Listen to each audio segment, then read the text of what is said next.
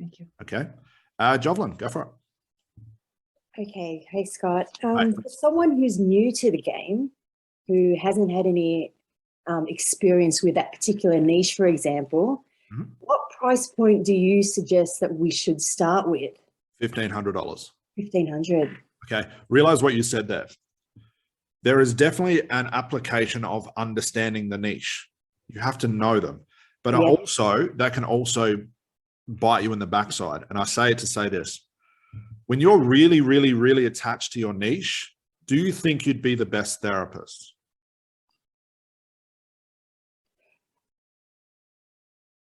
Oh, that's a good question. Because in my mind is, if I have more knowledge of that niche, so for example, if I am that niche,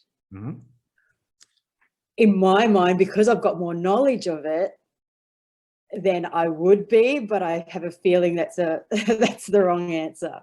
It's good to have the knowledge, but here's what happens with too much experience. Now you have to play with this as well, guys. When you go into a session wanting to heal a client because you've been in that pain before and some of your own crap comes up as well, and you go into fix-it mode because you feel a lot of sympathy and empathy for your client, what happens with ACH? Doesn't work. I was never, ever a smoker, ever. Okay. So you've got to just be aware of these things. When you're picking your niche and work with clients, for God's sake, stop listening to people that say, find a niche based on your personal experience, because it can bite you in the ass. It can help, but it can also bite you in the ass. What I would rather people do, and this is just my opinion, find a niche that's profitable, educate yourself on it, but you don't have to live it. Because if you've lived it and you've still got your own sort of baggage on it, that'll come up through the session. And then that client's going to be doing therapy on you. You're going to be doing therapy on them. You're both just going to sit there in a ball of tears and nothing's going to happen. So just be aware of those things. Does that make sense? Now, as far as what you mentioned before, I'm brand new to the niche. What do we know about what people say their problem is? It's garbage.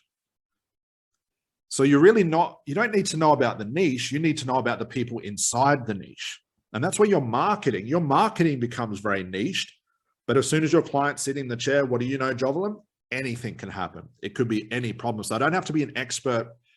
It's like going to a course where they say, become an expert stop smoking therapist. You're not fixing smoking anyway. So what the fuck are you studying for? If you have ACH on your side, you can do anything with anything.